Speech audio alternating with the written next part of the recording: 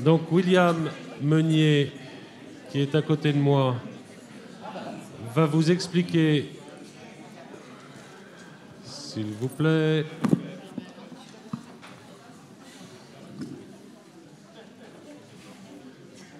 là, il faut vraiment que vous écoutiez avec la plus grande attention. Ce que disait Jean-François Cursi était très important, mais ce que va dire William maintenant est aussi extrêmement important parce que c'est le cœur de la question qu'on vous pose. En gros, la question qu'on vous pose, c'est comment est-ce que, sachant ce qui est déjà fait en matière de lutte contre le changement climatique, comment est-ce que vous allez, vous, renforcer encore cette action ? Donc c'est extrêmement important de faire le point sur ce que fait déjà la métropole de Grenoble. Elle n'est pas sans rien faire. Ça fait des années qu'elle y travaille. Elle veut aller plus loin et c'est pour ça qu'elle a mis en œuvre cette convention. Et donc, William va nous expliquer ce qui se fait déjà en 40 minutes. En 40 minutes, d'accord. Allez. C'est parti. Donc bonjour, donc William Meunier, je suis responsable du service environnement Air-Climat et en charge du plan climat à la métropole, en rattachement direct de Jean-François Cursi, donc qui vient d'intervenir. Alors, je vais sans doute devoir ajuster un peu ce que j'avais prévu de dire, parce qu'en intervenant un dernier, beaucoup de choses ont déjà été dites.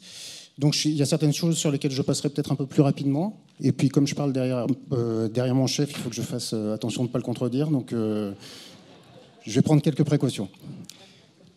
Alors, l'idée cet après-midi, c'était de vous présenter le plan climat-air-énergie.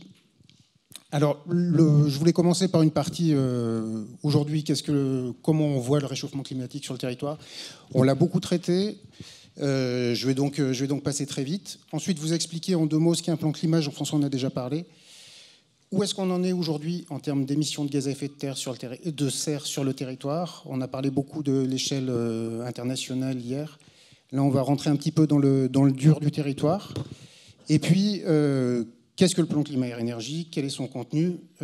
Qu'est-ce qu'il y a comme actions qui sont inscrites dans ce cadre-là et comment on les met en œuvre? Voilà.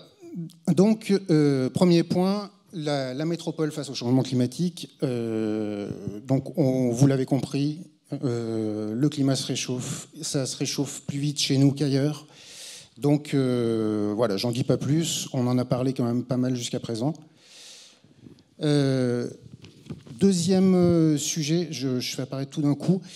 Deuxième sujet, donc ça a été évoqué aussi ce matin par Pierre-Yvon Garetti assez longuement. Pour autant, simplement dire que sur le territoire, on a fait une analyse de vulnérabilité du territoire au changement climatique sur différents items. Donc là, les premiers, c'est santé, biodiversité, ressources en eau, ça a été évoqué. Vous avez en haut la légende. L'idée, c'était de mesurer un petit peu quel était le niveau de vulnérabilité. Ce qu'on a constaté dans cette étude, c'est qu'en fait, on n'avait pas beaucoup de sujets, même aucun sujet sur lequel la vulnérabilité était faible. Par contre, on est toujours en vulnérabilité moyenne et forte. Le seul sujet qui a fait un peu débat, c'était celui de la ressource en eau. Parce que, comme vous l'avez entendu, on a une ressource en eau qui est abondante, de qualité. Pour autant, avec le réchauffement, on n'est pas à l'abri non plus d'avoir des conflits d'usage entre le besoin en eau potable, évidemment, mais aussi les besoins liés à l'activité économique, l'activité agricole, le tourisme, etc. Donc c'est peut-être le point qui a fait le plus débat, mais dans tous les cas, on est dans une logique où on est vulnérable au réchauffement climatique. Alors quand on dit ça, en fait, il ne s'agit pas de se faire peur, il s'agit plutôt de se dire on est dans une situation où on va rencontrer des difficultés et ça serait idiot de ne pas s'y préparer. Donc l'objectif de ce travail, c'était surtout celui-là. Donc je passe rapidement sur les autres points, voilà, qui ont déjà été traités. Alors maintenant, qu'est-ce que c'est qu'un plan climat? Donc un plan climat, en fait, alors je dis plan climat parce que c'est plus rapide, mais le vrai nom, c'est plan climat air-énergie. Donc on traite de tous ces sujets-là. Généralement, ce qui est bon pour l'air, c'est aussi bon pour le climat, donc ça, c'est assez facile. Donc un plan climat, en fait, c'est... Jean-François l'a expliqué, c'est un plan. L'objectif, c'est vous avez un sujet complexe, le climat, que vous essayez de résoudre. Donc comment vous faites? Vous faites un diagnostic pour bien comprendre quelle est la situation.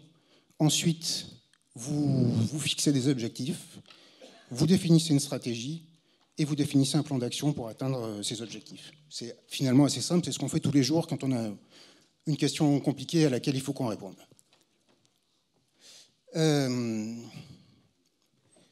Alors, le plan climat métropolitain, il a une histoire. En fait, on a été le premier plan climat français à l'échelle territoriale.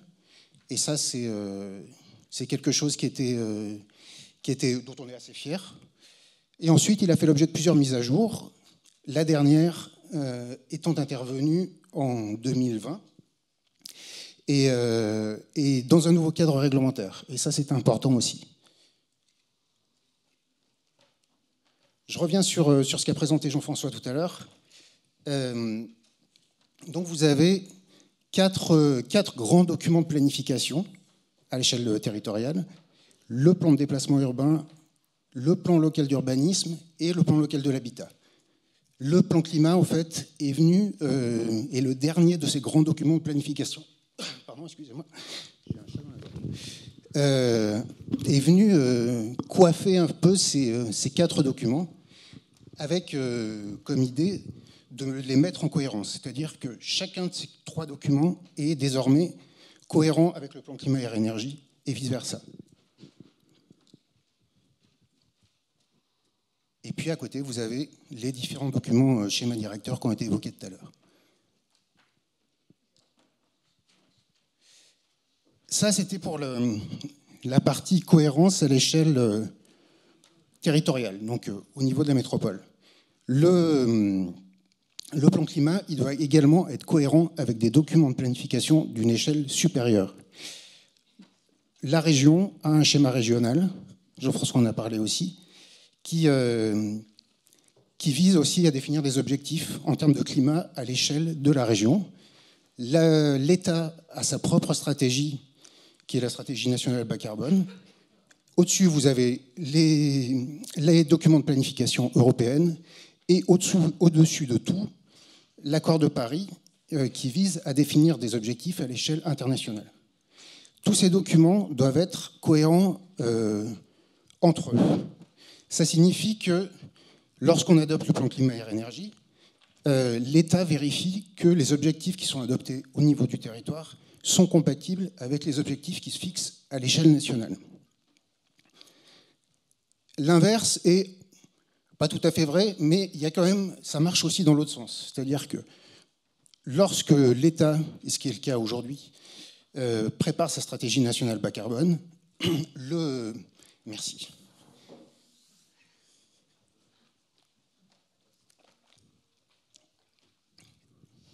Voilà. Donc oui, lorsque l'État aujourd'hui, ce qui est le cas, il a démarré la révision de sa stratégie nationale bas carbone, en tant que collectivité, on peut contribuer à ce travail-là, de manière volontaire. Et ce qu'on fait au nom de la métropole, et puis ce qu'on pourra faire aussi dans le cadre des associations de collectivités locales qui sont engagées dans ces questions-là.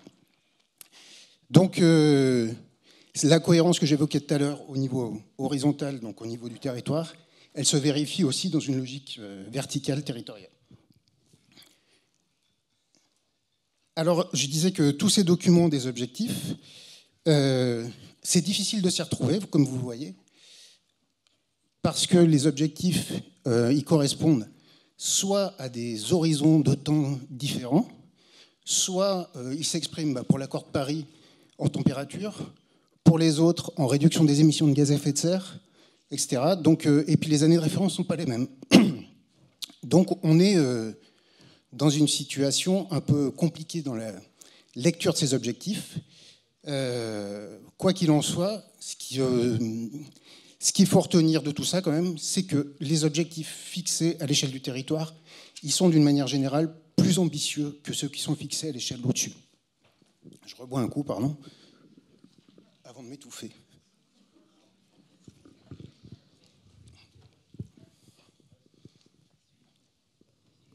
Alors, les objectifs pour le territoire, vous les découvrez, c'est c'est relativement facile à lire. L'idée, c'est de réduire de moitié les émissions de gaz à effet de serre sur le territoire à horizon 2030 par rapport à l'année de référence 2005, de réduire les consommations d'énergie de 40%, de produire des énergies renouvelables à hauteur de 30% des consommations, d'améliorer la qualité de l'air, et puis d'adapter le territoire au changement climatique.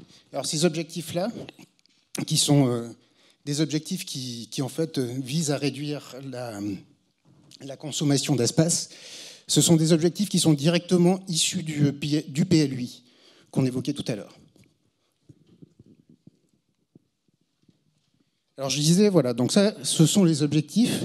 Derrière, ce qu'on fait, c'est qu'on établit une stratégie. Là aussi, la stratégie, elle est sur le principe relativement classique. On a 3 grands piliers, enfin 4 avec la séquestration.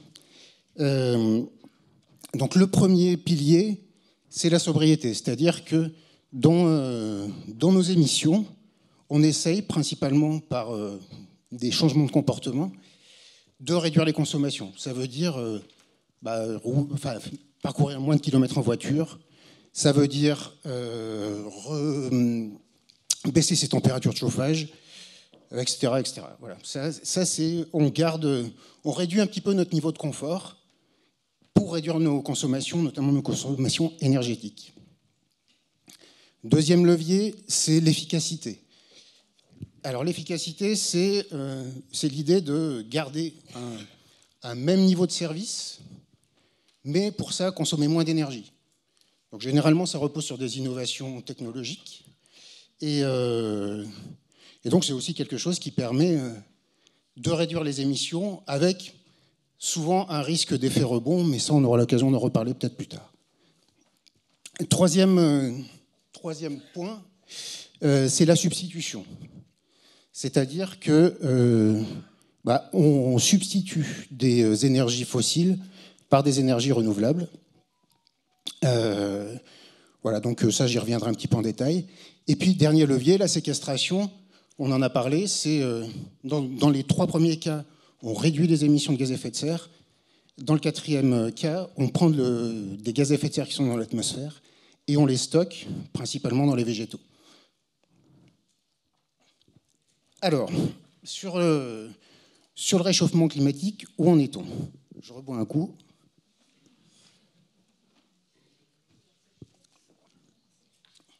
C'est le coup de froid, je pense. Alors, où est-ce qu'on en est? Donc aujourd'hui, on a parlé hier, enfin Gerhard Kreiner, hier, vous a parlé de l'empreinte carbone. Donc l'empreinte carbone du territoire, enfin des habitants du territoire, elle est d'environ 8 tonnes. C'est un petit peu moins que la moyenne nationale, qui est à 9, 10, suivant les années et les méthodes de calcul. Et ce qu'expliquait Gerhard hier, c'est qu'en fait, cette empreinte carbone, elle peut se diviser, enfin, on la calcule à partir de deux sortes d'émissions. Les émissions directes, pour à peu près la moitié, c'est ce qui est émis sur le territoire, nos déplacements, notre chauffage, etc. Et les émissions indirectes, donc c'est ce qui est émis à l'extérieur du territoire pour répondre aux besoins du territoire. Donc on retrouve là-dedans nos voitures, nos ordinateurs, nos télévisions, nos vêtements, notre alimentation. Voilà, donc c'est en gros moitié-moitié. Il faut avoir cet ordre de grandeur en tête, c'est pareil à l'échelle nationale, hein, dans les grandes lignes. On va principalement parler maintenant des émissions directes. Pourquoi? Parce que les émissions indirectes, c'est quelque chose qu'on a du mal à mesurer à l'échelle locale. Déjà, à l'échelle nationale, ce n'est pas évident, parce que ça nécessite un certain nombre de calculs, mais à l'échelle nationale, il y a des frontières. Donc on arrive à peu près à avoir une vision de ce qui passe ces barrières. À l'échelle locale, on n'a pas ça. Donc on travaille avec beaucoup sur des approximations, ça donne des ordres de grandeur, mais ce ne sont pas des chiffres qui sont très très robustes. Par contre, pour les émissions directes, on sait faire.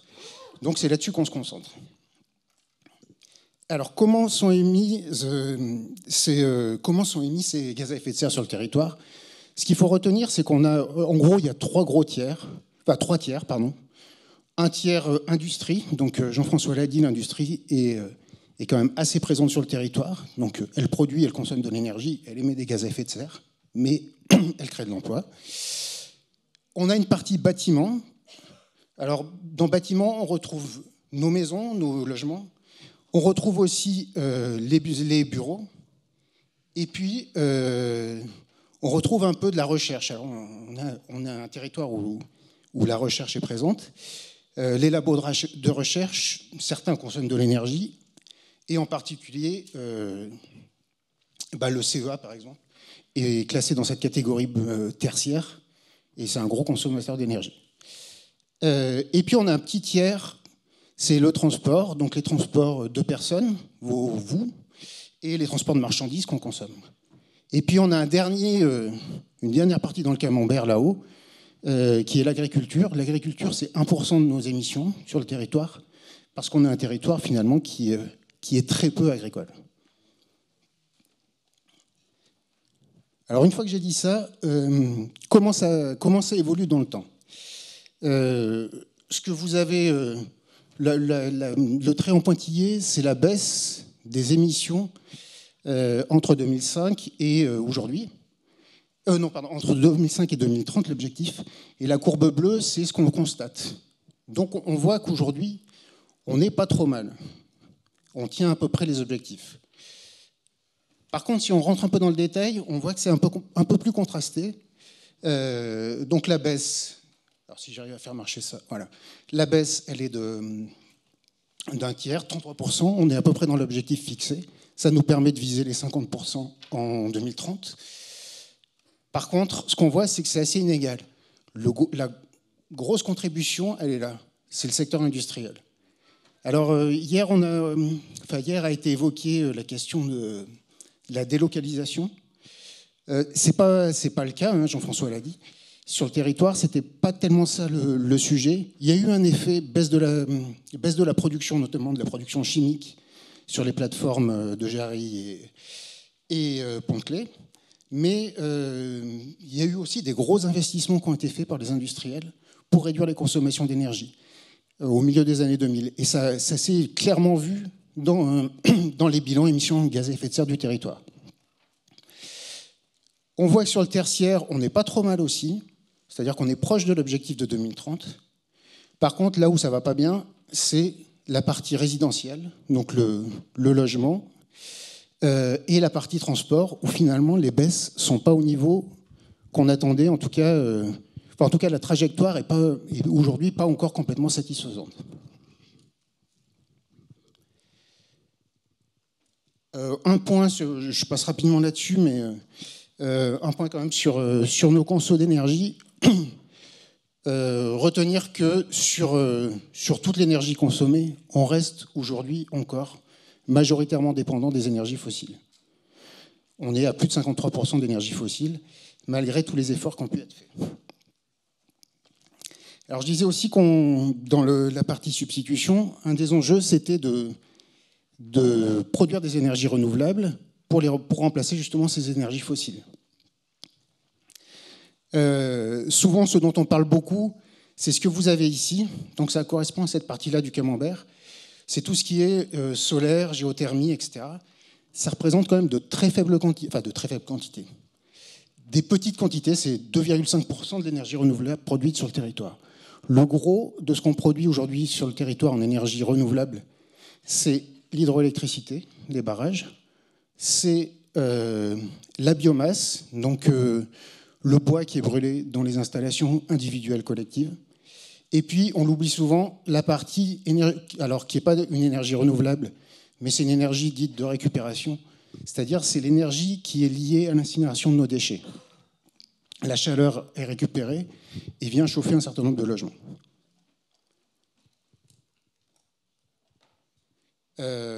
Oui, et en termes de potentiel de développement, je vois que ça apparaît, j'en profite pour le dire.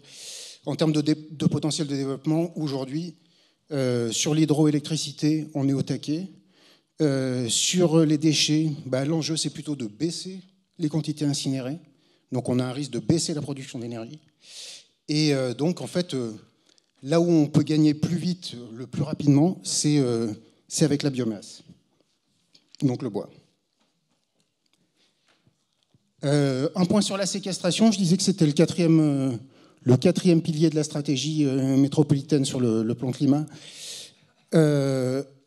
L'essentiel aujourd'hui de ce qu'on séquestre, c'est la croissance forestière. On a un territoire, Jean-François l'a dit, à 55% couvert par de la forêt. C'est une forêt qui grandit et qui stocke du carbone. On dégrade un petit peu avec le changement d'affectation des sols, l'artificialisation des sols. Et puis ça, c'est la partie qui est stockée grâce à l'agriculture, mais comme on a un territoire peu agricole, finalement, ça ne représente pas grand-chose. Ça fait un total de 7%. Gerhardt disait hier que c'était la moyenne nationale. Donc voilà, on est à peu près dans les clous. C'est pas mal pour un territoire urbain. Par contre, ce qui est sûr, c'est qu'aujourd'hui, on n'a pas beaucoup de marge de progrès parce qu'on ne va pas pouvoir développer la forêt dans des grandes quantités. Et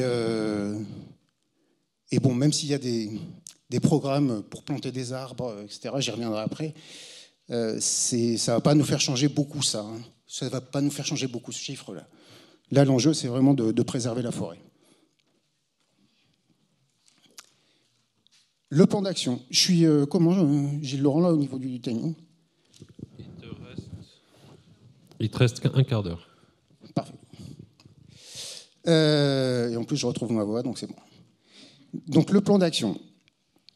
Alors, en fait, c'est la feuille de route de la métropole pour 2030 pour réduire ses émissions. Alors, ce qu'il faut savoir, c'est que ce plan climat... Alors, je commence par là. Il a été construit en 5 axes. Un premier axe qui est l'adaptation au changement climatique. Un deuxième axe qui vise à réduire principalement les émissions directes, donc les émissions du territoire. Un troisième axe qui est moins facile à appréhender parce que, comme je vous le disais, on a du mal à quantifier ces émissions indirectes, mais son objectif, c'est de réduire les émissions à l'extérieur du territoire. Donc on verra ce qu'il y a de temps en termes de contenu. Un quatrième axe sur la mobilisation des acteurs et un dernier axe sur l'exemplarité de la métropole. Alors, le plan climat, c'est 300 projets au total. Donc, je ne vais pas pouvoir tout vous présenter, évidemment, mais je vais essayer de citer un certain nombre d'opérations un peu emblématiques que Jean-François aura abordé un peu en parallèle, mais voilà, comme ça, vous aurez un peu une idée de ce qu'il y a derrière. Et puis, ce qu'il faut savoir, c'est qu'en préalable à l'adoption, on a fait un exercice de modélisation, c'est-à-dire qu'on a vérifié que la mise en œuvre intégrale du plan permettait d'atteindre les objectifs qu'on s'était fixés. Donc ça marche. Donc le plan, si on arrive à l'appliquer intégralement, devrait nous permettre d'atteindre les objectifs initiaux. Donc ça, c'est la première bonne nouvelle. La deuxième nouvelle, c'est que, bon voilà, il y a 300 projets, je vous le disais. C'est pas parce qu'il y en a beaucoup la quantité, ça ne fait pas la qualité. Donc, parallèlement à l'adoption, on a fait labelliser ce plan dans le cadre d'un référentiel européen qui s'appelle Citergy dans sa déclinaison en française.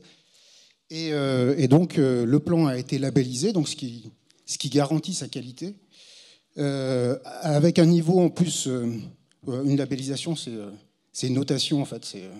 Il y a un auditeur externe qui vient, qui regarde le plan, qui met des notes action par action. Et à la fin, voilà, en fonction de notre note, il nous donne ou pas un niveau de labellisation. Et là, on était très proche du plus haut niveau de labellisation. Donc c'est assez encourageant et du coup, on va probablement essayer d'atteindre ce niveau Gold. Enfin, ça a changé de nom d'ailleurs, ça s'appelle plus Gold, mais enfin, c'est pas très grave. De l'atteindre le plus rapidement possible. Alors, je disais, le premier axe, c'est l'adaptation. Alors, qu'est-ce qu'on retrouve là-dedans? Premier point, l'adaptation, c'est un sujet compliqué. Donc, vous avez vu que c'est un sujet que le COMUP a souhaité que vous réintroduire dans le mandat. C'est un sujet compliqué sur lequel, techniquement, on n'est pas forcément très équipé. Donc, on a déjà un bon paquet d'études là-dessus, des études sur pour préciser les impacts sanitaires du réchauffement, par exemple. On a une étude qu'on doit engager là, sur la localisation des îlots de chaleur. On a assez peu parlé d'îlots de chaleur jusqu'à présent, mais c'est un sujet important. En fait, îlots de chaleur, on a l'impression que on a tendance à mélanger ça avec la question de l'inconfort thermique, donc il fait chaud. L'îlot de chaleur, ça a vraiment un impact sanitaire, c'est-à-dire qu'on caractérise l'îlot de chaleur par le fait que la température ne baisse pas beaucoup la nuit, et du coup, les organismes ne peuvent pas récupérer. Donc derrière, ça génère des problèmes de santé. Donc on a besoin de mieux caractériser ces îlots de chaleur, de mieux les localiser pour pouvoir intervenir plus efficacement dans les zones concernées. Deuxième volet d'action, c'est la limitation de l'artificialisation des sols. Donc c'est le gros paquet PLUI que j'évoquais tout à l'heure, avec d'une part des espaces naturels et agricoles qui vont être préservés, et par rapport à ce qui y avait avant le plan local d'urbanisme actuel, des espaces beaucoup plus importants sont aujourd'hui sanctuarisés, entre guillemets. Donc on pourra plus revenir dessus pour y construire. Ça restera des espaces naturels et agricoles. Il y a aussi le principe de construire dans l'enveloppe urbaine actuelle, c'est-à-dire d'éviter l'étalement urbain, mais de construire plutôt ramassé dans le cœur des communes et des différentes communes, mais enfin éviter l'éparpillement de l'habitat. Et on retrouve aussi là-dedans tout ce qui concerne la végétalisation. Donc la métropole vient d'adopter un plan canopé qui vise à développer les plantations d'arbres sur l'espace public, voire sur l'espace privé, voire encourager sur l'espace privé, pardon. Et puis il y a aussi dans le PLUI des dispositions qui visent à favoriser la végétalisation des façades, la végétalisation des toitures. L'idée, en termes d'adaptation en milieu urbain, c'est de mettre le plus possible du vert et du bleu. Donc quand on dit mettre du vert, c'est végétaliser, et du bleu, c'est faire en sorte que l'eau reste le plus longtemps possible sur place et ne rejoigne pas directement le réseau pour être évacuée. Parce que l'eau aussi, c'est un élément rafraîchissant. Et puis la végétation, enfin, les arbres en particulier, l'arbre, c'est le climatiseur naturel le plus efficace, quoi. Ça fait de l'ombre et en plus, ça évapotranspire, donc ça rafraîchit. Troisième point, les corridors écologiques. Donc là, l'idée, c'est de favoriser les déplacements de... Alors, on pense souvent à la faune. C'est pas tellement la faune, même si... Enfin, l'idée, c'est pas de faire traverser des sangliers à Grenoble, mais même si c'est déjà arrivé. Vous le savez peut-être, on a vu des sangliers dans le centre de Grenoble il y a quelques années. Mais l'idée, c'est plutôt les insectes, la flore, faire en sorte que toute cette biodiversité en fait, se retrouve pas face à un mur lorsqu'on est en milieu urbain. Quatrième point, la prévention des risques. Bon, Jean-François en a parlé aussi, donc je vais vite, mais c'est tout ce qui est comment on se prépare à des événements climatiques à venir qui risquent d'être un peu plus forts, notamment les pluies et les crues qui vont avec. Donc c'est les ouvrages de confortement des digues, c'est des bassins de rétention aussi. Tout ça dans l'idée d'éviter qu'on se retrouve, que le centre de Grenoble se retrouve noyé sous l'eau en particulier. Et puis il y a aussi des travaux qui ont été menés pour adapter les services, dans le cadre des services d'incendie qu'évoquait Jean-François là aussi, pour se préparer à d'éventuels incendies de forêt qui pourraient être plus fréquents à l'avenir. Vous savez qu'en 2003, quand le Néron a brûlé, on n'était pas vraiment prêt sur le territoire pour ça. Donc là, on a quand même progressé depuis. L'axe 2, donc je disais, c'est réduire les émissions directes. C'est le gros paquet en fait du plan climat. Là-dedans, on retrouve tout ce qui vise à réduire les consommations des bâtiments, notamment par l'isolation. Donc c'est le programme Murmure, des aides qui sont apportées aux particuliers pour isoler thermiquement les maisons. C'est la primaire bois. Alors la primaire bois, c'est plus un sujet qualité de l'air qu'un sujet climat-énergie, mais c'est un peu le même principe. On attribue des aides aux habitants pour qu'ils renouvellent leurs appareils de chauffage par des appareils plus performants et donc limiter les émissions de particules. La production d'énergie renouvelable, donc là-dedans, on retrouve, là aussi, pas mal de choses ont déjà été évoquées. Donc les dispositions du PLUI pour développer le photovoltaïque. On retrouve là-dedans le verdissement du réseau de chaleur avec l'objectif de sortir, enfin d'avoir un réseau de chaleur 100% énergie renouvelable en 2033, de mémoire. On retrouve la production d'énergie par l'usine d'Atanor actuelle et bientôt par une future usine qui sera plus performante. On retrouve la production de biogaz sur la station d'épuration d'Aquapole et en 2024 du biogaz qui sera produit à Murianet à partir des déchets de la poubelle marron. Voilà, donc ça c'est le gros paquet ENR. Et après, sur cette partie réduction des émissions, on retrouve tout le volet mobilité, donc le développement des offres alternatives à la voiture, transport en commun, vélo, etc. Et puis la zone à faible émission, donc, qui a été évoquée tout à l'heure, la zone faible émission utilitaire poids lourd, elle a pour objet de sortir en fait des véhicules qui circulent, les véhicules les plus polluants. Voilà, en l'occurrence, là, les utilitaires et les poids lourds. Et puis, il y a l'étude, Jean-François en a parlé, un dispositif similaire pour l'ensemble des véhicules, enfin, pour les véhicules particuliers.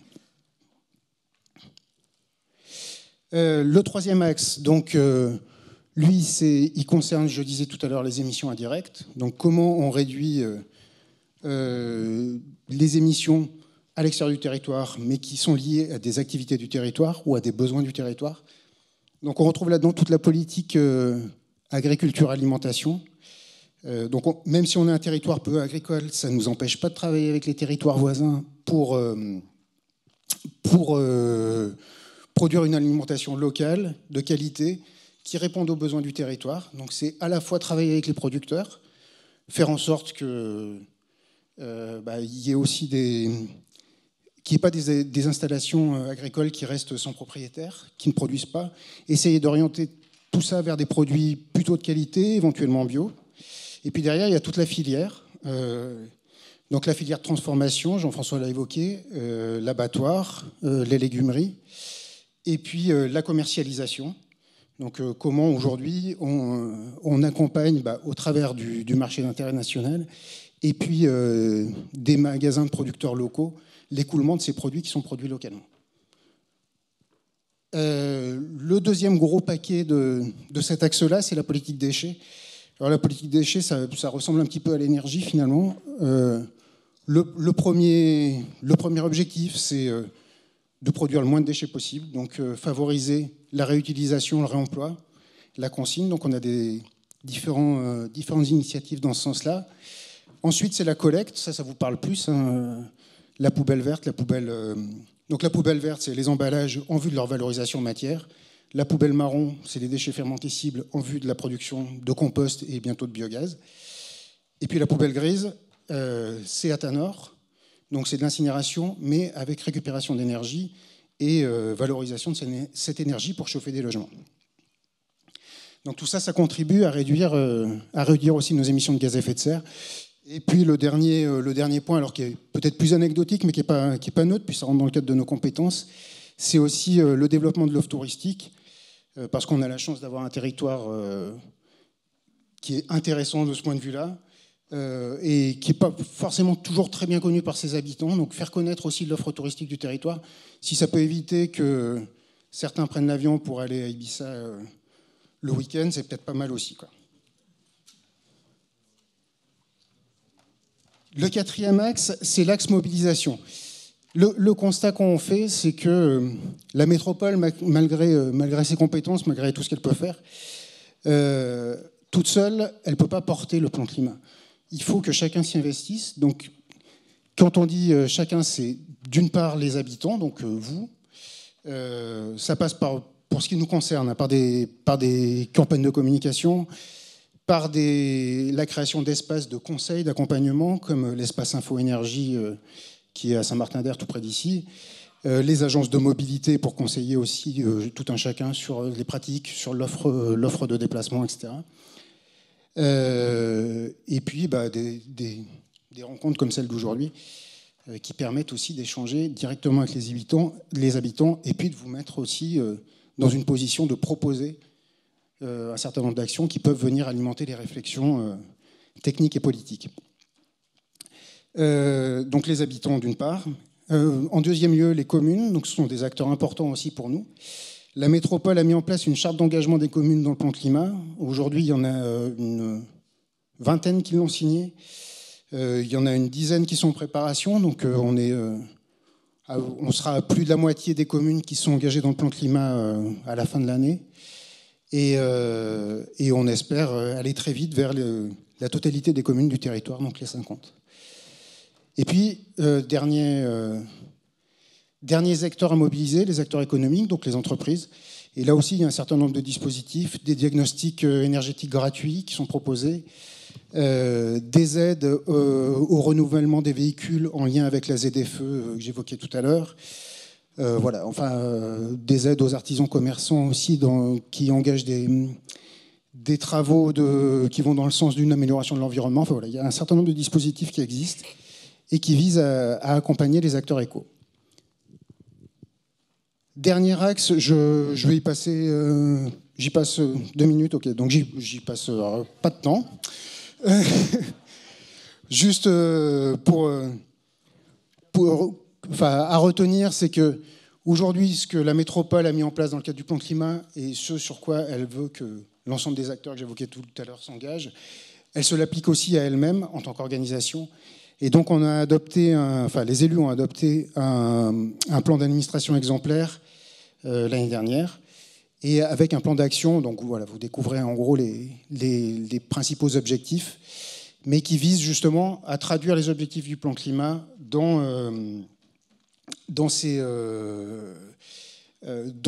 nos propres pratiques en tant qu'institution. Voilà. Alors, les facteurs de succès. En gros, on aura réussi le plan climat à quelles conditions? Alors, vous l'avez compris, suite à l'intervention précédente, qu'un des enjeux principaux, ça va être de prioriser, de faire en sorte que... Ah, pardon, il y a peut-être un objectif que je n'ai pas écrit là, mais qu'il faut quand même citer. On aura réussi si on a atteint nos objectifs. Nos objectifs quantitatifs, c'est un peu la base, et c'est pas gagné. Donc il y a déjà un effort à faire là-dessus. Et ensuite, effectivement, dans le cadre de la mise en œuvre, il va falloir qu'à un moment donné, la métropole se pose la question de comment elle met en œuvre ses moyens et comment le climat est pris en compte dans l'ensemble de ses politiques. Et ça, Jean-François a insisté là-dessus assez longuement, ça nécessite des choix politiques. Donc à budget constant, si on veut faire plus pour le climat, il faut décider à un moment donné sur quoi on fait moins, quoi. Ou alors, si on veut plus de moyens, il faut trouver des moyens pour trouver plus d'argent. Et comme vous l'avez compris, ce n'est pas forcément localement qu'on trouvera cet argent. C'est éventuellement au niveau national qu'on peut décider de donner plus de moyens aux collectivités locales, mais on n'est pas libre de faire ce qu'on veut, en tout cas. Ensuite, on aura réussi si on réussit à embarquer tout le territoire, effectivement, sur ces objectifs climatiques. Et ça, c'est très important, parce que, comme je le disais, on a besoin de tous pour y arriver. Et puis, ça pose la question, et c'est qui est aussi adressé à la Convention citoyenne, ça pose la question de l'équité et de la justice. C'est-à-dire que si on veut embarquer tout le monde, et ça, c'est pas, je veux dire, c'est le dernier rapport du GIEC qui est sorti en début de semaine dernière, le dit assez clairement. Si on veut embarquer tout le monde sur un projet de territoire, il faut que personne ne se sente laissé pour compte. Et où personne ne vive les dispositions qui sont prises comme une injustice. Donc ça fait partie aussi du jeu de travailler là-dessus et de faire en sorte que les efforts soient équitablement répartis. Et puis, dernier point un peu délicat, c'est qu'effectivement, comme vous l'avez compris, il faut agir maintenant pour 2050, voire la fin du siècle. C'est pas forcément évident dans une politique publique qui est décidée par des élus qui sont élus sur des mandats de 6 ans. de s'engager sur des actions dont on verra les bénéfices finalement, ou on saura s'ils ont ou non réussi dans 20 ans ou 30 ans. Donc ça, c'est aussi un pari, c'est-à-dire qu'il faut qu'on arrive collectivement avec les élus à partager ces horizons de temps, les horizons de court terme et les horizons de long terme. Voilà, et pour conclure, donc, maintenant, qu'est-ce qui doit se passer en lien avec la Convention citoyenne et avec le plan climat? Ça vous a été présenté hier par les élus. Donc, à l'issue de ce travail-là, l'ensemble des propositions seront examinées par le Conseil métropolitain et viendront alimenter la révision du plan climat. Laquelle révision du plan climat? Ça va être le même processus que j'ai décrit tout à l'heure. Il va falloir redéfinir des objectifs, probablement plus ambitieux, et compléter le plan d'action. Alors, on a une attention particulière sur ces points aujourd'hui un peu faibles, entre guillemets, la question de la sobriété et la question des émissions indirectes. Donc, on sent qu'on a besoin de renforcer le plan climat sur ces aspects-là. Et puis, autre objectif, c'est définir la stratégie de long terme, en tout cas à l'horizon 2050, puisque c'est cet horizon-là qui est pris dans les cadres réglementaires nationaux et internationaux. Voilà, je vous ai fait ça vite, mais si vous voulez creuser la question, donc il y a les 1000 pages du plan climat que vous pouvez lire, si vous avez du mal à vous endormir. Il y a une synthèse qui est un peu plus ramassée, il faut aimer le graphisme, mais elle existe. Et puis, vous avez toutes les informations aussi qui sont dans le socle que vous avez eu hier et qui fournit quand même pas mal d'infos sur la situation du territoire. Merci beaucoup, voilà. William.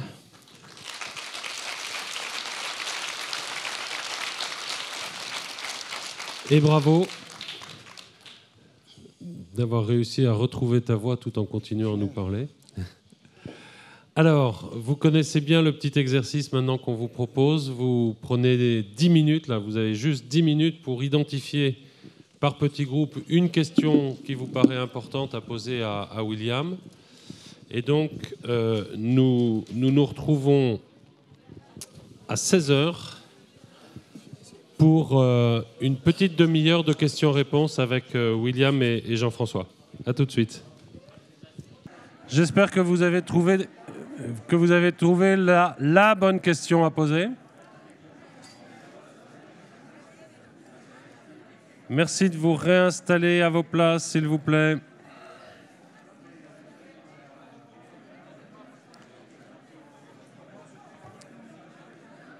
Alors,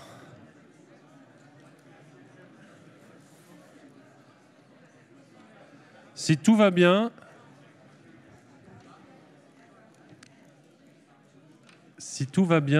dans 1 heure, vous serez en week-end.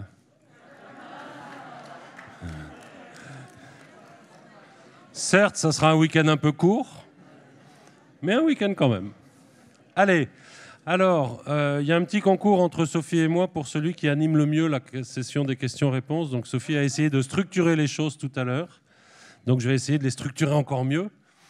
Donc ce que je vous propose, c'est que l'un ou l'une d'entre vous pose la première question et puis qu'on fasse vraiment le tour pour voir s'il y a d'autres questions dans la même série. Je vous rappelle que nous avons juste 30 minutes, donc on ne va pas pouvoir poser 250 questions à Jean-François, ni à William, pardon, mais repérons les questions les plus importantes. Qui commence? Allez, Lamia. Bonjour, alors moi je m'appelle Lamia. Alors ma question est: quel budget la métro est prête à sacrifier pour atteindre les objectifs climat? Ça au moins c'est du direct. Alors, y a-t-il d'autres questions sur le budget ou sur les moyens? Les moyens, le budget, allez-y. Bonjour Valérie, c'est à peu près ça. En fin de compte, avancée économique et écologique, vous croyez qu'on va trouver une compatibilité? C'est nous qui vous posons la question, je vous ferai remarquer. Je me fais un plaisir de vous la retourner. C'est gentil. Toujours sur le budget devant, allez-y madame. Dominique, c'est indirectement sur le budget, mais effectivement, ce travail qui va être mené là par cette équipe localement. En fait, quel écart vous faites finalement par rapport à ce qui a été fait sur le plan national?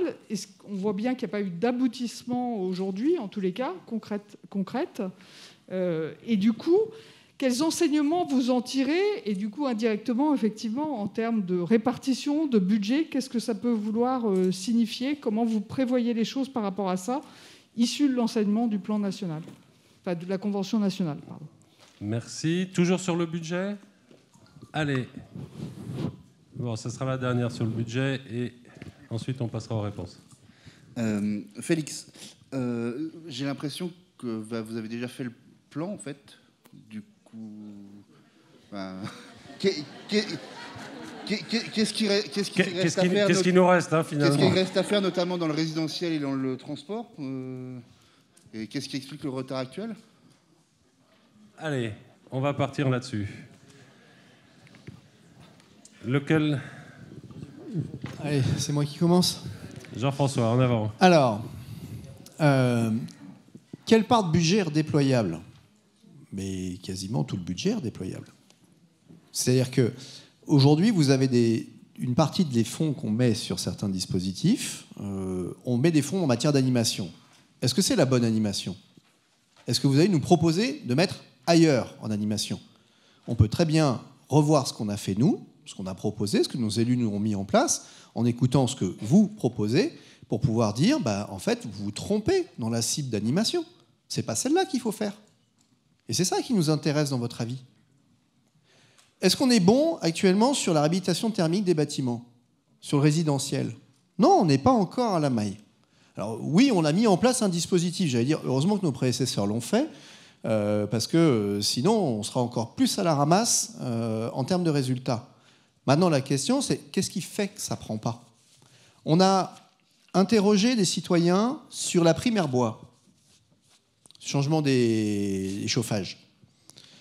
On fait une évaluation dessus, on leur dit mais pourquoi ça prend pas? Alors on nous dit mauvaise communication, on n'est même pas au courant. Bon, ça, bien dans notre jardin. Ok, il faut qu'on travaille le sujet. Les gens ne nous ont pas dit le problème c'est le montant financier de l'aide. En fait, ils nous ont dit non, mais le montant financier, il y a ce qu'il faut, quoi. Enfin, plus vous l'avez proportionné aux revenus, donc ça nous semble logique. Mais en fait, le vrai problème, c'est que ça change notre intérieur. Ça change notre maison. Et les premiers qui nous ont dit, en fait, pour nous convaincre, ça serait bien. Et ils nous ont dit, ce qui nous convainc, c'est le témoignage de telle personne qui nous explique comment elle a réfléchi différemment son intérieur et qui dit que, en fait, c'est plus confortable, que c'est plus joli, que... Voilà. En fait, quel est le frein? Le frein, ce n'était pas une question financière. Et en fait, ça voulait dire qu'on n'était pas sur les bons leviers pour faire bouger, pour faire changer, et qu'on n'avait pas la bonne batterie d'argumentaire. On ne s'adressait pas correctement aux gens. Ça, c'est une vraie question. Aujourd'hui, vous avez vu, William, on a mis dans le plan climat, on a pensé à un certain nombre de choses. Il y a des choses, elles sont très technologiques. On ramasse vos biodéchets. Dans 4 ans, normalement, ces biodéchets seront méthanisés. Donc, on va en faire du gaz. Et on réinjectera ce gaz sur le réseau. Ça alimentera toute une partie de la population avec un gaz qui est 100% renouvelable, local, qui est une valorisation en fait de nos résidus de déchets alimentaires. Oui, ça on l'a fait. Qu'est-ce qui fait que vous triez correctement les biodéchets? Qu'est-ce qui fait que vous pensez qu'on peut aller plus loin là-dedans? Qu'est-ce qui sont les freins actuellement sur le transport? Dans notre gradation sur le système de transport, on raisonne climat, le numéro 1, ce n'est pas le TC, le numéro 1, c'est le vélo. Parce que quand on circule à cycle ou à pied, on n'est pas du tout en train d'émettre beaucoup de CO2. On est le plus renouvelable possible. Qu'est-ce qui fait qu'on n'est actuellement pas en train de... On monte, hein, on a de bons résultats. On a une tendance sur le développement du cycle. On pourra vous le montrer sur l'enquête ménage déplacement qui vient d'être faite. On a une augmentation. Aujourd'hui, la part de la circulation cycle et de la circulation mode actif. Alors, mode actif avec la mise à pied, avec la marche à pied, pardon, on est en train de gagner des parts et on est en train de monter à 28%. Mais on est quand même avec une prédominance de la voiture pour des trajets de moins de 3 km. 55% des trajets de moins de 3 km sont faits en voiture. 80% de nos déplacements font moins de 5 km.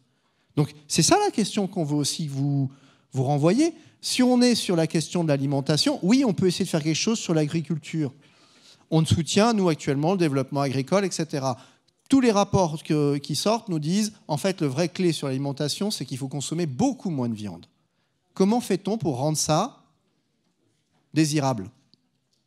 Enfin, pas une contrainte. Je disais en aparté à quelques-uns, moi, à titre personnel, je pense que le jour où, dans les restaurants, nous aurons des cartes qui nous sont proposées, qui font envie d'aller au restaurant, où vous avez plus de la moitié des plats qui ne sont pas avec de la viande, on ne sera pas en train d'être frustré si on nous dit vous en mangez moins. Si à chaque fois vous voulez aller au resto pour vous faire plaisir, ça veut dire que c'est le morceau de viande, bah, normalement vous êtes un peu frustré quand même à la maison quand vous ne pouvez pas en manger. Donc, même si c'est bon pour le climat. Donc ça, c'est une des questions. Est-ce qu'on peut réorienter des budgets pour accompagner ? Est-ce qu'on peut réorienter des budgets d'animation ? Oui, on peut. Est-ce qu'on a des budgets d'investissement qu'on peut réorienter ? Oui, on peut. Mais il faut nous dire, ce qui nous intéresse, c'est où ? Par rapport à la Convention climat nationale, elle a beaucoup été sur, mais c'est normal, des politiques nationales, c'est-à-dire de la réglementation, des évolutions fortes. Qu'est-ce qu'on en tire comme enseignement ? Moi, j'en tire comme enseignement qu'il y avait un poids de lobby qui était très fort aussi au niveau national, qui s'est exprimé. C'est-à-dire que par rapport aux propositions des citoyens, les lobbies sont mis en place par rapport aux législateurs. Sur une convention locale, si vous faites des propositions qui consistent à changer la réglementation nationale, on les relaiera, mais on n'aura peut-être pas beaucoup plus de succès. Je le dis franchement. Mais en même temps, on a réussi à faire bouger pas mal de réglementations sur un certain nombre de sujets pour pouvoir agir en local. Donc ça reste quand même une action dont on a besoin. Ensuite, vous avez des élus qui sont en liaison directe, beaucoup plus rapide, avec moins de poids de lobby à partir du moment où c'est dans leurs décisions. Ça, ils vont vous écouter. Donc il y a plus de capacité. Par contre, il faut que ce soit plus pratique, plus concret. Et la Convention nationale, à contrario, elle sortait des enseignements qui étaient plus macro, qui étaient plus de l'ordre du législatif, peut-être moins dans des propositions très opérationnelles, assez immédiates sur un territoire. Donc c'est là où on peut dire, nous, ça nous intéresse un peu plus là-dessus. Mais après, ce n'est mon éclairage à moi. Merci beaucoup. William, tu voulais ajouter, notamment répondre à Félix, je crois. Oui, sur la question du plan qui est déjà tout fait. Alors, il y a effectivement beaucoup de choses dans ce plan. Pour autant, il y a des marges de progrès qui existent. J'en ai parlé rapidement sur la question de la sobriété et de l'accompagnement au changement de comportement vers plus de sobriété. On a des marges de progrès.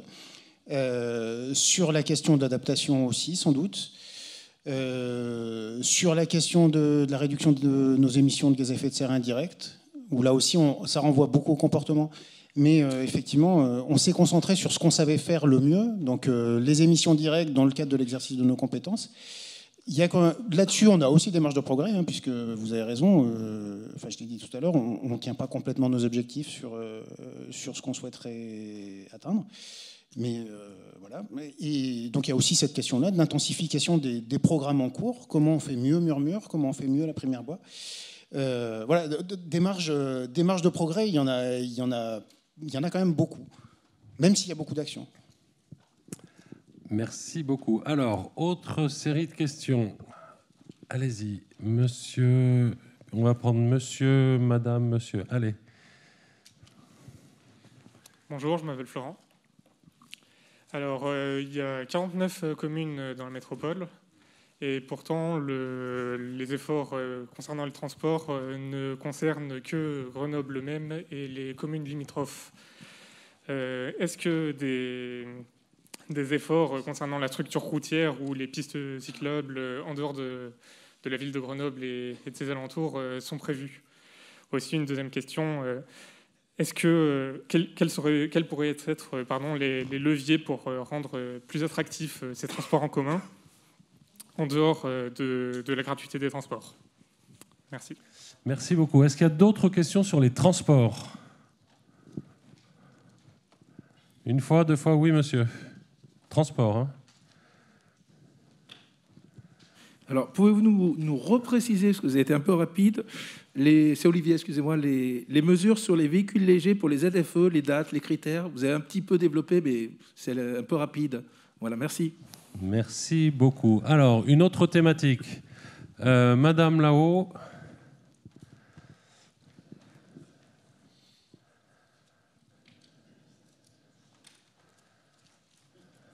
Donc, nous avons compris que le plan local climat comme le plan national sont confrontés au célèbre principe de réalité.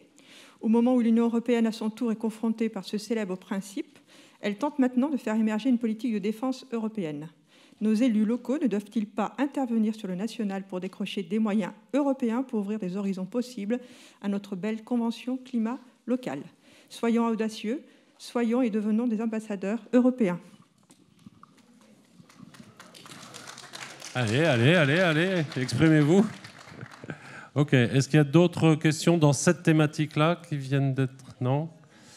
Alors, il y avait quelqu'un qui n'avait pas beaucoup parlé devant. Hélène. Hop, Hélène, si vous n'avez pas de micro, ça ne va pas marcher. Voilà, donc j'avais une question, moi, plutôt pratico-pratique. Est-ce que la métropole a une compétence dans l'installation des zones commerciales qui sont situées à la périphérie de Grenoble, comme Comboire, tout ça, vous voyez, qui génèrent énormément d'émissions directes et indirectes de gaz à effet de serre? Donc il y a beaucoup de transports particuliers en voiture, beaucoup d'artificialisation des sols et beaucoup de consommation inutile. Donc, ça, c'est fait. Il y a aussi de la consommation utile, mais il y a quand même un manque de sobriété. Okay. Est-ce que la métropole a une action dans ce genre de choses? Merci. Y a-t-il d'autres questions sur le commercial ou les activités économiques? Oui? Commercial ou activité économique, monsieur?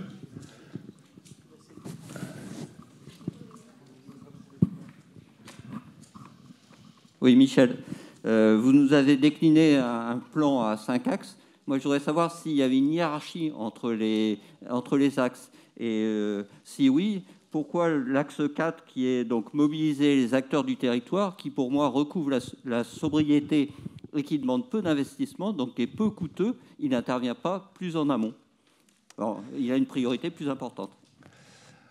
Ok, merci. On va répondre à ces questions. Alors, sur le transport, comment le rendre plus attractif sans forcément le rendre gratuit, le développer dans toutes les communes, et puis quelques précisions sur la ZFE. Alors, sur le transport, les aménagements de pistes cyclables sont en cours actuellement et sont en train d'être réfléchis au-delà de la ville de Grenoble et je dirais même du cœur métropolitain. Ce que j'appelle le cœur métropolitain, c'est Grenoble et sa première couronne. Vous allez avoir des chrono-vélos qui vont apparaître de manière accrue, petit à petit. Après, c'est des process qui sont parfois assez longs parce qu'on rencontre, je le disais, notre territoire est très contraint. Aujourd'hui, on a par exemple mis pas mal d'énergie pour essayer de reprendre, dans le cadre des travaux de la 480, l'ensemble des franchissements entre rive gauche et rive droite du Drac, qui étaient quand même des coupes-gorges relativement marquées quand on était cycliste, pour mettre en place des pistes cyclables sécurisées sur chacun de ces ponts. Donc on est en train de le faire.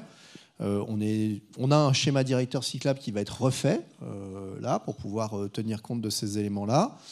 Mais ça reste encore à faire sortir, à construire, et on est aussi très intéressé sur comment est-ce qu'on réintroduit le vélo plus tôt. Aller à l'école à vélo, aller au collège à vélo, aller aussi à vélo, aller à l'université à vélo, pour aller en jeune adulte à vélo au taf, etc., etc. Sachant que le VAE, le vélo assistance électrique, par contre, lui, est une petite révolution qui se met en place sur un territoire comme le nôtre parce qu'il est en train de gommer et la distance et le relief. Et que là où aménager une piste cyclable pour monter au Sapé-en-Chartreuse ou à Coran-le-Haut ou dans les hauts de Cessin, de Cessinay, c'était pour des cyclistes aguerris, voire du cyclotourisme, c'est en train de devenir en fait une capacité pour les gens de se déplacer réellement en deux roues. Alors un deux roues assisté, hein, mais avec un peu de CO2 pour son élec, mais un deux roues qui fonctionne. Voilà. Et ça, c'est en train de bouger très très vite quand même actuellement. ZFE ? Sur la ZFE, l'obligation réglementaire... Attendez, excusez-moi Jean-François, on ne vous écoute pas. Allez-y. C'est l'arrêt des CQA5 en 2023, l'arrêt de circulation des CQA4 en 2024 et l'arrêt de circulation des CQA3 en 2025. Un CQA3 en diesel en 2025, ça sera un diesel qui a été mis en circulation avant 2012 et une essence mise en circulation avant 2005. Pour que vous convertissiez le certificat de qualité de l'air en forme de véhicule. Oui, tout véhicule. Le vôtre, le mien, tous nos véhicules. Merci. Alors, des moyens européens. Est-ce qu'on peut capter des moyens européens sur ces questions? Oui, on peut. On est en train de le faire. On répond de plus en plus à des programmes européens et des appels à programmes européens. On est très en attente ou en écoute ou en surveillance de ce qui va sortir en déclinaison du pacte vert, puisque vous avez 750 milliards qui doivent à un moment se mettre en œuvre. Certains se mettront en œuvre par le biais des politiques dites régionales, c'est-à-dire c'est la région qui va être à la main pour écrire le programme européen, surveillé par l'Europe certes, mais quand même c'est la région qui est dessus.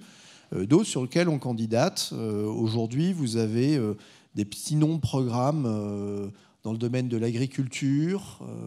On a des éléments, je ne sais plus, enfin bref, ça a tous des noms très poétiques. On intervient sur le domaine de l'agriculture, de la coopération entre cités. On cherche des moyens actuellement avec l'ADEME sur ce qui est la partie Smart City, mais pas au sens gadget, parce que vous pouvez faire deux choses dans la Smart City. Vous pouvez vous créer plein de besoins qui ne servent pas à grand-chose, ou vous pouvez chercher à optimiser les flux énergétiques réels du système. Et là, à partir de ce moment-là, vous êtes sur quelque chose qui cherche de l'efficacité. Donc on est en train d'essayer de le chercher, et très clairement, il y a une manne pour faire un effet levier qui peut se trouver. L'intérêt, je ne veux pas le cacher, d'amener des éléments un peu innovants comme des conventions citoyennes, c'est aussi qu'on vient chercher en disant nous, on a une démarche qui est un peu atypique et on se distingue quand on va aller positionner vos résultats. On pourra obtenir plus facilement de l'argent que si c'est un truc lambda. Voilà, ça fait partie aussi des effets de vous associer beaucoup plus à l'intérieur. Je réponds tout de suite sur les histoires d'axes sur le plan climat. Il n'y a pas de hiérarchie entre les axes. À un moment, il faut en appeler un l'axe 1, l'autre l'axe 5, puis après, vous essayez de faire ça le plus lisible possible. Mais oui, la sobriété est un énorme champ sur lequel nous devons investir pour pouvoir limiter l'impact climatique. Et ces fameuses zones commerciales, alors? Alors, les zones commerciales... nous rendons un avis en tant que métropole sur les installations commerciales les plus grosses, dans une commission d'installation qui est départementale et qui est portée par le préfet. On a forcément un avis dans le dire de la métropole sur son développement économique, puisqu'on met en place un schéma de développement économique dans lequel on peut avoir un certain nombre d'éléments d'incitation, mais j'allais dire c'est plus un discours que ça n'est à l'intérieur.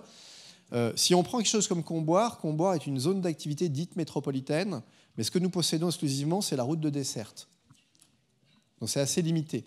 Ce que nous avons fait avec Comboire, c'est une discussion avec tous les acteurs économiques présents sur la zone, sur comment rénover la zone et comment la faire évoluer. Parce qu'en fait, tous les parkings leur appartiennent. Le parking Decathlon appartient à Decathlon, etc., à l'intérieur de ceux de la zone. Donc vous ne pouvez pas la faire bouger sans eux. En même temps, j'allais dire, c'est aussi ce que demande à un moment le consommateur qui fera bouger une partie de ces entreprises-là qui peuvent aller très très vite. Je vous donne juste un exemple qui n'est pas territorial. Leclerc a décidé à un moment, je vous rappelle que Leclerc, c'est celui qui, le premier, a commencé à mettre du carburant et des stations-service au niveau des supermarchés parce que ce qu'il avait senti, c'est qu'il fallait qu'ils vendent l'essence à prix coûtant, mais parce qu'il allait faire venir les gens pour chercher de l'essence, et au passage, les gens iraient dans le supermarché faire leurs courses. Tous les autres ont fait pareil. Leclerc a commencé à mettre en place des stations de recharge pour les véhicules électriques, en Bretagne. Alors, il commence toujours par la Bretagne, parce que, quelque part, c'est un peu d'où il est. C'est son jardin. C'est un peu son jardin, c'est là où il bouge. Il a commencé à mettre en place des ombrières photovoltaïques sur ses parkings, pour créer de l'énergie électrique sur ce qui était avant une zone un peu chaude et imperméabilisée. Il met en place maintenant des bornes de recharge Et petit à petit, il a très vite senti qu'il fallait qu'il soit de plus en plus en produits locaux. Et il a commencé à faire son virage. Et on voit que lui, c'en est un. Il y en a d'autres qui sont en train de faire le virage. On n'a jamais vu la vitesse à laquelle le vrac est en train d'arriver sur les grandes surfaces commerciales est assez remarquable. On n'a jamais réussi à faire pénétrer le vrac pendant plus de 20 ans. Et puis là, petit à petit, parce qu'il y a une appétence, parce que les gens commencent à s'orienter dessus, parce qu'il y a un avis de consommateur, il y a un avis finalement de citoyen qui est en train de s'exprimer, eh ben, ils ne sont pas bêtes. Ils se disent, nous, ce qu'on veut, c'est continuer à avoir nos clients. Donc, on va faire ce que veut le client. Et en ce sens-là, on a peut-être plus de chances de donner un dire pour pouvoir les faire bouger. De l'installation dans une zone donnée, d'un... Non, on n'en donnera pas. Voilà. Allez. Je suis désolé, la collectivité ne donnera pas d'avis à l'installation de Primark sur Grand Place. Non, ce dont Hélène parlait, c'était la création de nouvelles zones. Ah, la création de nouvelles zones commerciales, si, elle est réglementée par le PLUI. Donc là, on peut réglementer la création de nouvelles surfaces. Par contre, à l'intérieur de surfaces existantes, la matière dont telle enseigne vient s'installer, ça, non, c'est pas à notre main. Non, mais donc, ce qu'il faut retenir, c'est que si la Convention le demandait, vous pourriez étudier la question de savoir de bloquer toute création de zones commerciales. Oui, sachant que c'est déjà en cours, en grande partie par les lois type la loi sur la zéro artificialisation nette, qui fait que... Convention climat.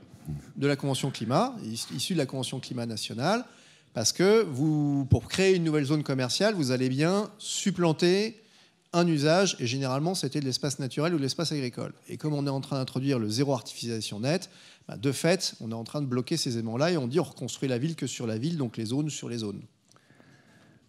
William, je te donne 30 secondes pour revenir un tout petit peu sur les transports. Il nous reste 5 minutes en tout sur cette séquence.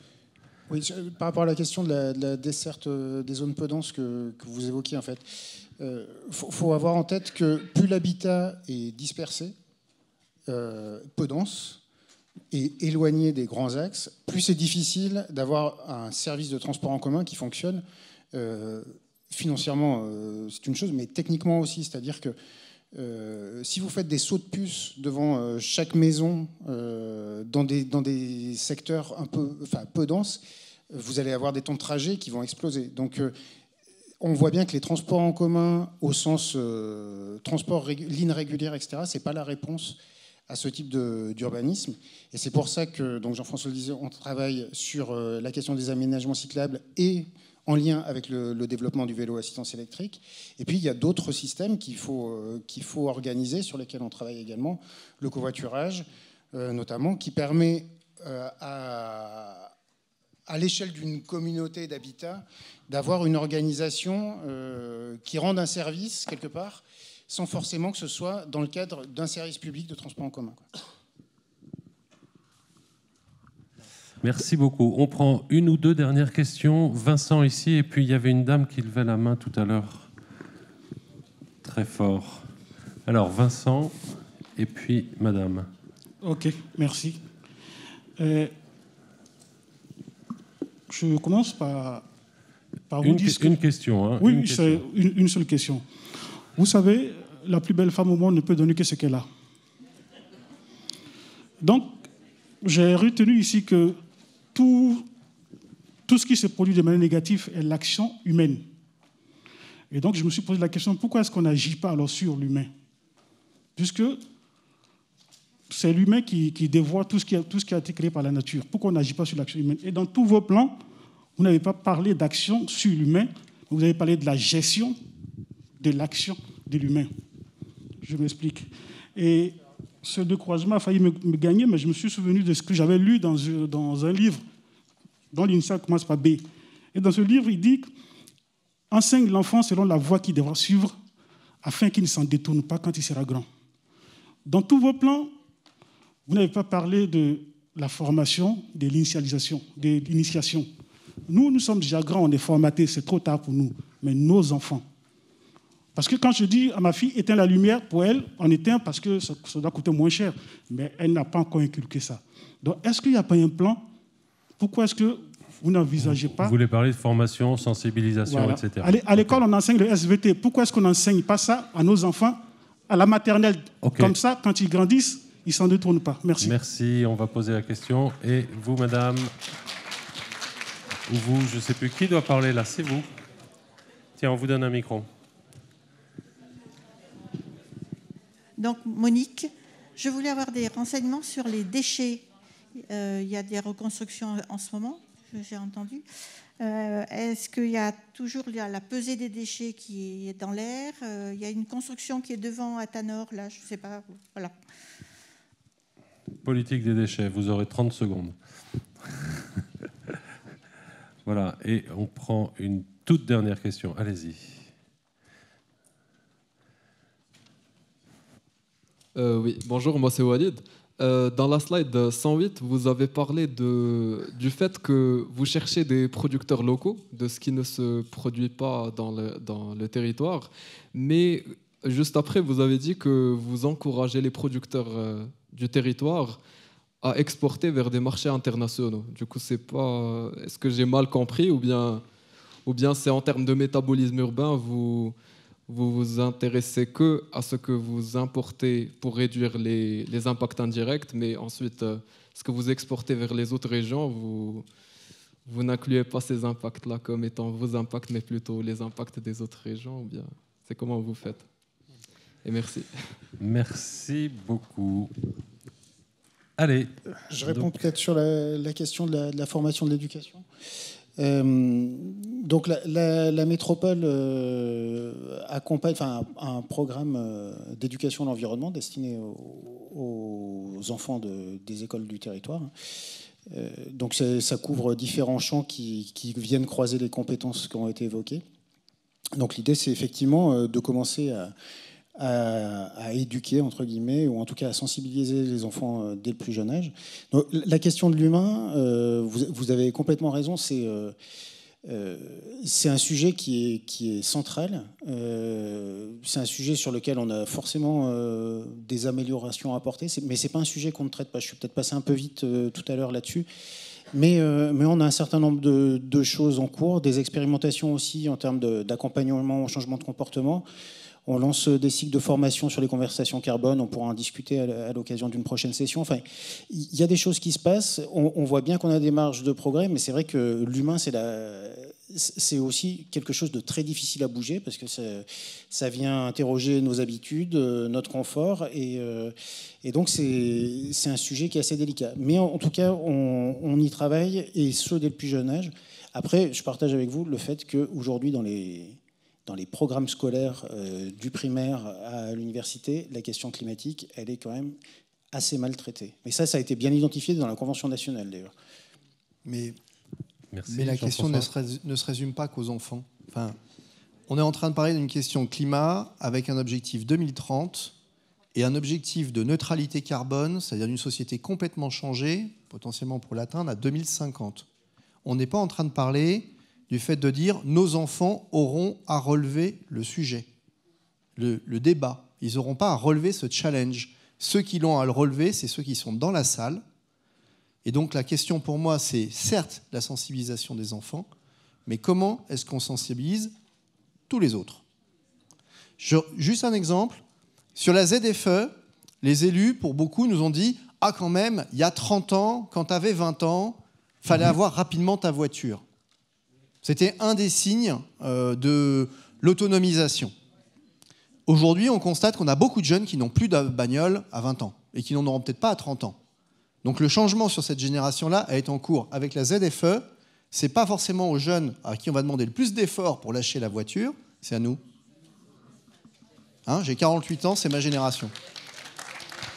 Sur la question des déchets, ce qui se fait devant Athanor, c'est un centre de tri nouveau, plus moderne, avec plus de capacité de flux, de tri, pour pouvoir, par rapport à tout ce que vous mettez dans la poubelle de tri, c'est-à-dire tous les emballages, mieux séparer les plastiques, mieux séparer les différentes matières, pour faire en sorte que les usines qui sont derrière et qui utilisent ça en matière première puissent mieux le réutiliser et le réinjecter dans des circuits. En fait, quand vous avez une usine qui n'est pas assez performante, ça mélange un peu trop. Et quand c'est mélangé, le process industriel qui est derrière a plus de mal à pouvoir faire des produits de qualité ou à faire quelque part son recyclage ou sa réutilisation matière. Donc ça, c'est en cours, c'est effectivement mis en place. On va refaire l'incinérateur William l'a dit, c'est un outil qui récupère énormément de chaleur à l'intérieur. Simplement, c'est un outil dont les fours datent de 1972. Donc, voilà, il y a un moment, il faut quand même refaire les choses pour que ça tienne. En matière de déchets, on est en train de développer la question biodéchets. On travaille sur la politique de prévention. On lance des programmes et on cherche à voir comment lancer des programmes sur moins de plastique. Donc, il y a certes le vrac, la réutilisation, mais comment faire en sorte finalement d'en générer moins, parce qu'un de nos enjeux, finalement, on revient sur la question de la sobriété, c'est comment en produire moins. Certes, bien trier, c'est bien, c'est déjà très bien, parce que parfois on n'est pas très bon, mais le but, c'est comment on diminue le volume à l'intérieur. Et dernière question, l'import, l'export, ce qu'on produit ici, est-ce que... Alors, ce qu'on cherche à faire en agriculture, c'est développer des producteurs locaux et des circuits courts le plus possible pour faire l'alimentation. Je pense que c'est le slide 108, il devait être autour de ça, non ? Je ne sais pas, parce que je n'ai pas très bien le numéro en tête. Par contre, après, la vraie interrogation qu'on va avoir sur le territoire, elle va être double par rapport à la question des décomptes. Non, il faut décompter import et export pour calculer votre émission CO2. Donc vous avez les émissions directes et vous avez le scope 3. Le scope 3, c'est toute la partie qui est émise par les autres pour vos besoins et que vous allez importer. Donc William le disait, les vêtements, l'ameublement, j'en passe et des meilleurs, tout ce qu'on ne fabrique pas sur le territoire. Ce que vous avez vu hier dans la difficulté de décompte sur les imports-exports, c'est comment faire en sorte de réindustrialiser ou de ramener certaines productions sur un territoire, quitte à augmenter son émission directe, parce que ça diminue les émissions indirectes. Et ça, vous êtes sur des échelles, c'est un petit peu compliqué à regarder, mais on est souvent à une échelle plutôt Union européenne ou pays, et on ne regarde pas ça à l'échelle du territoire. Si vous ramenez des usines de textiles pour produire les vêtements à côté du territoire métropolitain, c'est beaucoup mieux que de les faire produire au fin fond de l'Asie et de promener tout ça. Voilà. Mais à condition que ce soit bien... Par contre, ça fera une augmentation d'émissions directes du territoire. Mais les émissions indirectes devraient diminuer à l'échelle globale. Merci beaucoup à tous les deux. On va arrêter là pour cette séquence.